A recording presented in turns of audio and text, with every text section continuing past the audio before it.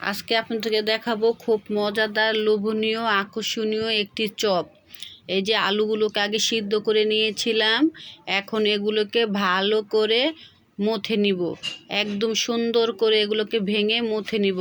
কড়াইতে একটি ডিম দিয়েছি, ডিমটাকে এরকম কুচি কুচি করে ভেজে নিচ্ছি। এই কুচি কুচি ডিমটা আবার আমার রাজকন্যা রাজকুমার খেতে পছন্দ করে। আপনারা চাইলে ডিমটাকে ভেজেও দিতে পারেন, বা এখানে আপনারা মাংস অ্যাড করতে পারেন ডিমের পরিবর্তে। আমি ডিমটা, আমার কাছে ডিম ছিল, ডিমকেই নিয়েছি।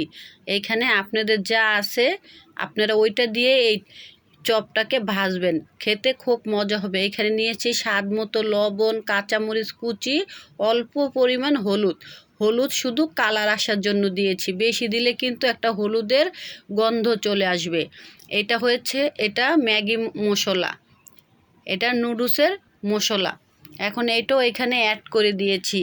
তারপরে যে আমি আলুগুলোকে যে ম্যাশ করে রেখেছিলাম, এখন এখানে সব একসাথে মিলিয়ে দিব। দিয়ে মশলার সাথে আলু ভালো করে মিলিয়ে নিব, একদম কষলে মিলে নিব, যাতে আমার পেঁয়াজ কাঁচামরিচ ভালো করে এটার সাথে মিলে যায়। এটা মিলানো হয়ে গেলে এইখানে আমি অ্যাড করে দিব আমি আগে থেকে সিদ্ধ করে রেখেছিলাম নুডলস। এটা হলো 10 টাকা দামের ম্যাগি নুডলস। আপনারা এখানে যেই কোনো নুডলস ব্যবহার করতে পারেন, এইখানে আপনারা চাউমিনও দিতে পারেন। এইখানে আমি কিন্তু শুধু আলুই দিয়েছি, আর কিছু দেই নাই। যদি আপনাদের হাতের কাছে চাউলের গুঁড়া থাকে সেটা দিলে এটা আরও মজা হবে, খুব একদম মশমশা হয়ে যাবে। আমার হাতের কাছে যা ছিল আমি তাই দিয়ে আপনাদেরকে সবসময় রেসিপি দেওয়ার চেষ্টা করি। এই যে তারপরে আমি একটা শেপ দিয়ে নিচ্ছি, আপনারা আপনাদের পছন্দ অনুযায়ী শেপ দিবেন।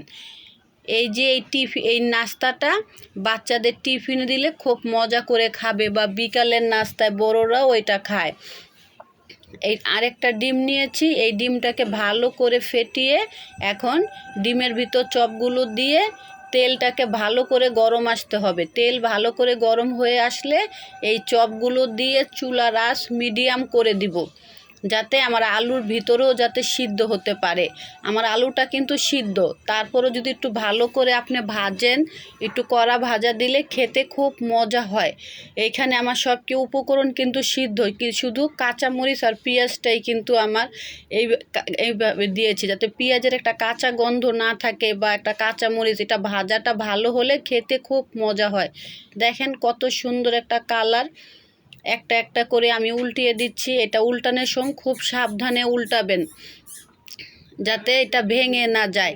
এইখানে যেহেতু আমি কোনো চাউলের গুঁড়ো অ্যাড করি নাই, শুধু আলু আর নুডলস দিয়েছি, একটু সতর্কতার সাথে আপনারা কাজটা করবেন। দেখেন আমার চপগুলো কত সুন্দরভাবে ভাজা হয়েছে, কালারটা কত সুন্দর হয়েছে।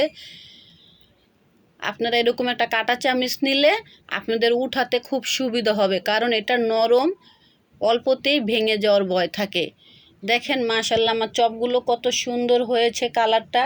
এটা বাসায় ট্রাই করবেন, এই যে ভিতরে ভেঙে দেখাচ্ছি, বাসায় ট্রাই করবেন। ভালো লাগলে